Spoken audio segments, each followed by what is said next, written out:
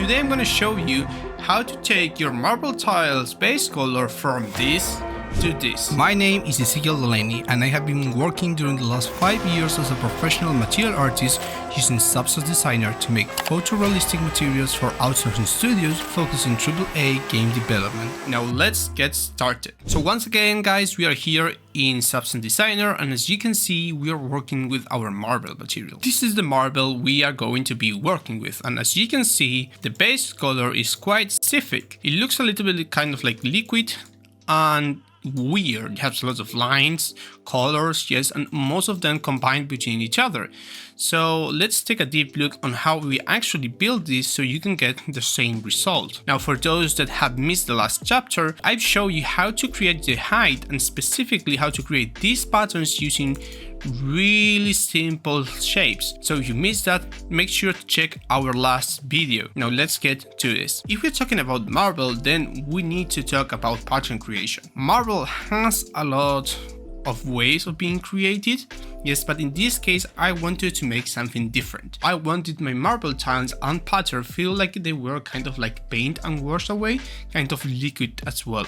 Yes, and I wanted to make something a little bit more arch-based for this case, not something material art wise. So I'm gonna show you in 3 steps how to make this pattern. So what you have to do is first you need to create your waves. Yes, so for your waves, what I did is I basically just went with a gradient linear 1, yes, that has a tiling of 8, with a warp with an intensity of 0.07 and a purling noise as its gradient input with a scale of 32. Of course this doesn't look like much, but wait for the next ones. So the second gradient linear one has 20 tiling, same warp with same intensity and same purling noise, and the third one is gonna have 31 tilings and the scale of the purling noise is exactly the same and the intensity is a little bit more, around 0.11. Now what's the great deal about this is that if we blend them together using the max lighten, then you get a really specific result that looks really nice. And why? Because we are having some really nice gradients in here. That's what we're looking for, these gradients that are really nice, but we are still not there. Now in case you're wondering, I'm using the max lighten for this blend. The reason I'm using the max lighten is compared to the adds, the max lighten allow us to take the maximum value between these two inputs, while the add is just gonna be adding one information to the other. So by using the max, we are making sure that we don't cap our information and we only take the best value or the higher value between, yes, both worlds we are connected to our blend. Now our third and last step, yes, is getting into these 3 specific nodes. So this is the sine wave node. This is a specific node that you can get, I think, from Daniel Cyger store. If I'm mistaken, I'm gonna correct this in the video and I'll leave you the link for it. Now this sine wave, what you can see, is working our pattern in different ways. So you can make these a lot of lines, have a lot of offsets. You can really control a lot of things from your material. And in fact, just by seeing like this, I would also use this to make some wood patterns, to be honest. But in this case, we're just gonna use it to make the marble using a wave count of 1.54 and a wave offset of 0.11. Now, next we're gonna use the swirl grayscale with an amount of 2.85. Now, why are we using the swirl? I wanted to create some variation in shape, because if not, right now this is pretty much the same everywhere. I mean, we have ondulation in this, but I wanted something a little bit more kind of like warp. And the swirl is allowing me to do that. And as you can see, the swirl has this to choose how much we want to affect our map. In fact, by doing something like this, I can even choose or get a result that is even more fun than the one that we had before. But I'm just gonna keep with the original because it's the one that looks the better. Now after that, we're gonna get the vector warp grayscale. Yes, this is one of our favorite nodes when we want to break tiling. If I were to apply this image to our material, the tiling will be, well, quite noticeable. Besides the image, it actually doesn't tile at all. So the vector warp grayscale allows me to actually make this tile throughout every single one of them. Now, if you were wondering what this is doing, let me give you a small example. I need to look for the node I'm using that I think was around here. Yeah, there we go. So we're using, yes, the vector warp grayscale. The vector warp grayscale, what it does is basically it warps information, yes, as one would of course into it, by using vector data. When we talk about vector data, we are talking about color information, yes. So for example, in this case, yes, I'm gonna just duplicate this, I'm gonna input it here. So you can see that right now, yes, my pattern is being translated into different parts. And if I change the random set of these colors, this is gonna change of place. Why?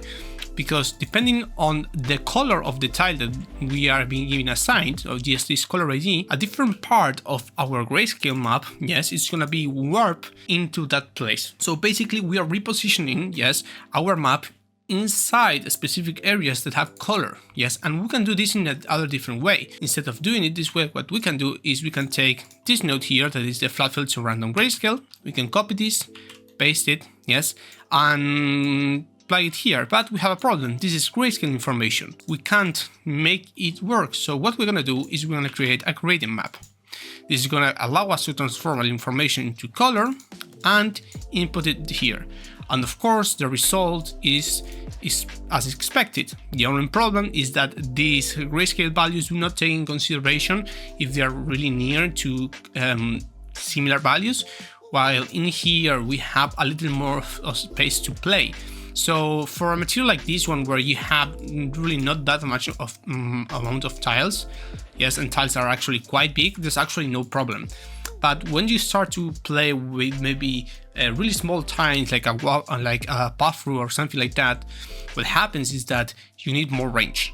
Color allows you to have more range. So if you're working with something that has a lot of tiles and they're really small, try to go for the flat fill to random color. But if not, you can just trade the flat fill to random grayscale as well. Let's keep going now. So now that we have our pattern for our marble, let's try to color this. And yes, this looks kind of messy, so let me explain for you. I wanted to layer, as I always do, different parts of base color. So in here we have one, another one, and a third one. Yes, and of course, masking is really important. So let's try to see what I did here. So first, from here, I got the levels.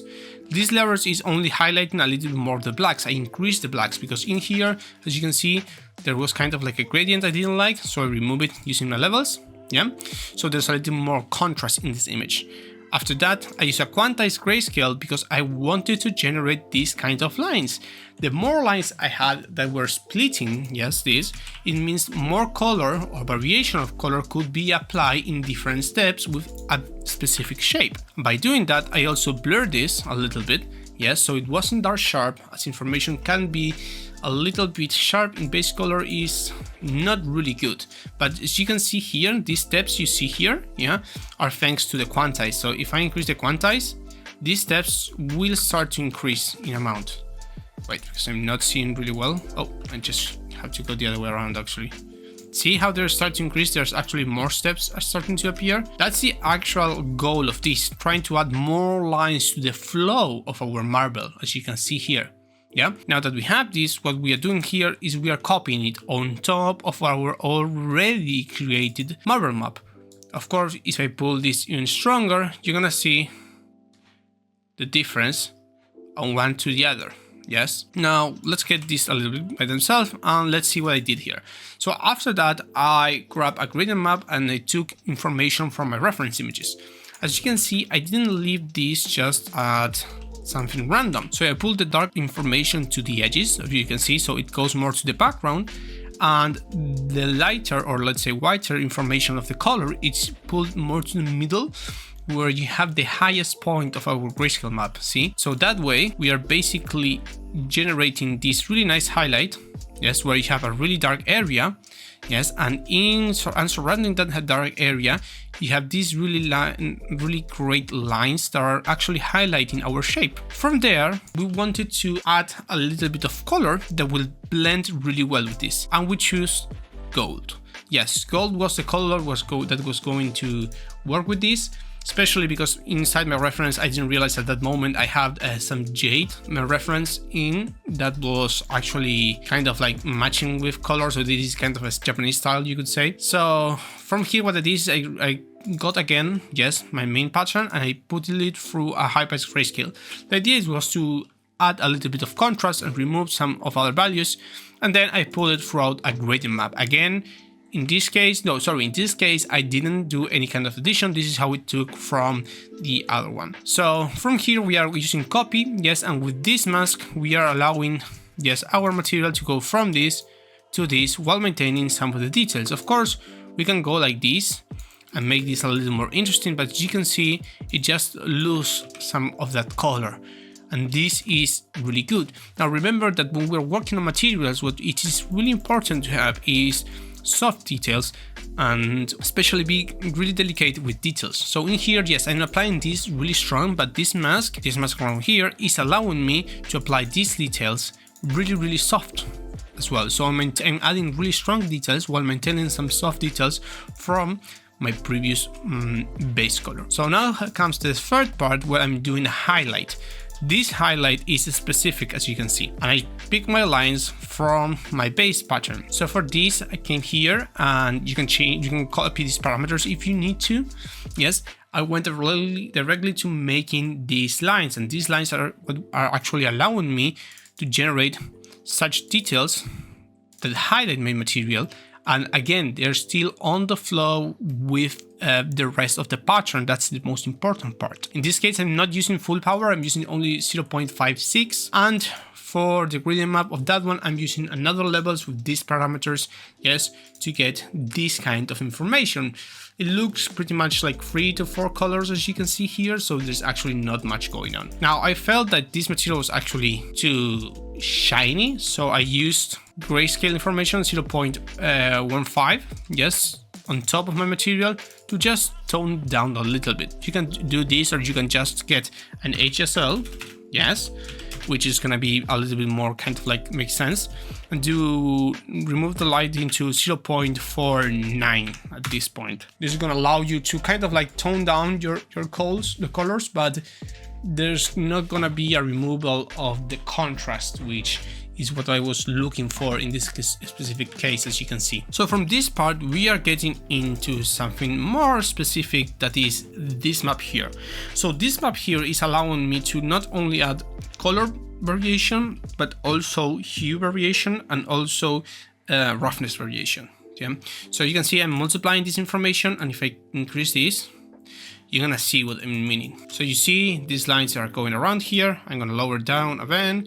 Yes, again, this is a really soft detail. We don't want it to be calling for a lot of attention, but we want it to be there. Now, how did we make this? So I combined a 4:2 with a pedaling noise using a warp. The pedaling noise had a scale of 12, while my warp has an intensity of 0.57. This is actually quite useful if you're actually doing some cloth or anything like that. Believe me, this is gonna be really useful. Now, for the next warp, I'm using 0.03 because I wanted to add some specific places where the information was gonna be a little bit more kind of like spread by using a Gaussian spots 1. Yeah, then I plug this into a non-uniform blur with an intensity of 4.22 and an isotropic of 0.54 that is going to allow me for the following. So if I check here, yes, you're gonna see the isotropic is kind of bringing back that kind of hairy look that we used to have. In fact, it might even get this to be a little more detailed into what we're trying to do. After that, I'm combining this with a non-uniform directional warp into intensity map and applying the non-uniform blur, and into the input part, I'm going to just applying the warp. This is allowing me to keep warping this, but with a little more of soft detail into it. After that, we're gonna blur it using an HQ blur and an intensity of 0.1. And finally, again, we are vector warping this so that we can get this to be tileable, yes, and not being actually seen. Finally, a gradient map to turn this into color information, and we're gonna be multiplying this so we have variation in most of the things we do, see? Mostly visible in some lines. Now, this is where you might want to take a look in our last video before doing this, because you're going to need all of these patterns you see in this image. So right now I choose to make these patterns of gold. I want to highlight them more.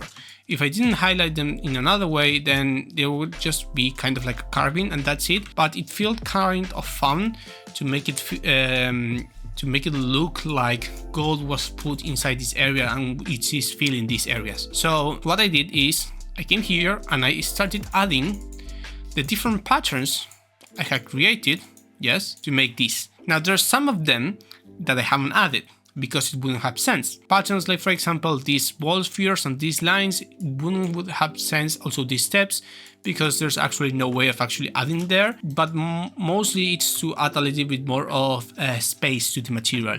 If I have gold everywhere and also in the background, it will be just too much. So having some tiles without gold is actually quite a brief to our eyes at this point.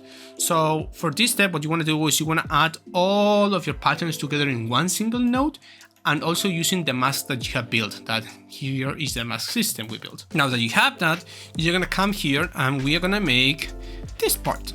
Yes, so this part is one that you can actually not do. Yes, as you can see at this point, I was trying to test making some specific noise here so that the gold didn't feel like kind of like it was only in these parts, but it was also in other areas. Yes, I disconnected this already because these were kind of marble lines of gold around these, like the tiles have encrusted gold in it, and it wasn't really working well. But I still used the base color because actually in here, yes, you can see it's pretty much the same, but the other color was a little bit more kind of like blatant. But if you want to know, I'm using this hex color that you can increase a little bit the value to be, I don't know, 0.9 maybe, and it's gonna work anyways. Yes, and the secret is no secret here actually. After you have the mask from the last video, you just import it into the opacity and the uniform color into the foreground, and like that is how you finish your base color. Yes, it was not rocket science at this point, guys, with all the things we have done so far, but it has a little of testing to be done in some cases. So let's get a little bit into the roughness, because the roughness is actually quite important in this material. So I use my base color as a base for my roughness. I pulled information here and transformed it into grayscale. Yes, that way my roughness had a lot of variation that was going by hand with my material. The problem is that these tiles are so shiny that the color that is in the background shouldn't be affecting that much. So I combine my grayscale with another uniform color with a value of 0.13. It's really close to black, but not black. Just don't use 0 for roughness or metallic. Yes, you just want to use a value between 0.09 or 0.01. Yes, you don't want to go lower or higher than that. So I am blending both of the copy with an intensity of 0.19. Yes. Then I am subtracting a noise I created here. Yes, this noise was just to add a little bit of contrast to the roughness, as you can see, just kind of like a surface detail that you can watch while the light moves around this tile, like kind of like saying, hey, this is actually really clean, but there has been some dust going around and wind that has been like kind of like scratching the surface. So I'm using Grunge Map 014 with no contrast, yes, and Grunge Map 015 with 0.04 contrast and 0.45. I'm blending them using a copy, yes, and I'm subtracting to my base color using 0.14 value. Now the metallic is the only part that I allowed it to be completely black in this case because of how metallic works in Marmoset at the moment of rendering. Today that would have changed as Marmoset has updated to Marmoset 4 and 5, so that kind of information wouldn't be useful, but don't worry, next week you're gonna have a full tutorial on metallic surfaces. Now this is actually how I finished, yes, my roughness. Yeah, there's a lot of details you can see here that is blending a lot of different areas that what we had created before. Of course, you could have come here and do this, and the material would have worked as well, but you can't tell me that this is as interesting as something like this that has more depth. Yes, in fact, if I change this for better lighting, you're gonna see that this material still has its own charm into what it's doing. Of course, metallic right now is working different to what you see in the render because the PBR values are completely different. Now that you have learned one of my techniques to create marble patterns, it's time to put it to test. With other professional material artists, we have created a Discord community where we host events with anyone who is learning to make materials. These events are for free, and you can join us or ask for feedback in this server. If you want to become a material artist, you can go to the description of this video where you will find the Discord link invite, click on it, and once you're in, let us know why you want to learn Substance Designer. I hope this chapter was useful for you, and I will see you in our next video.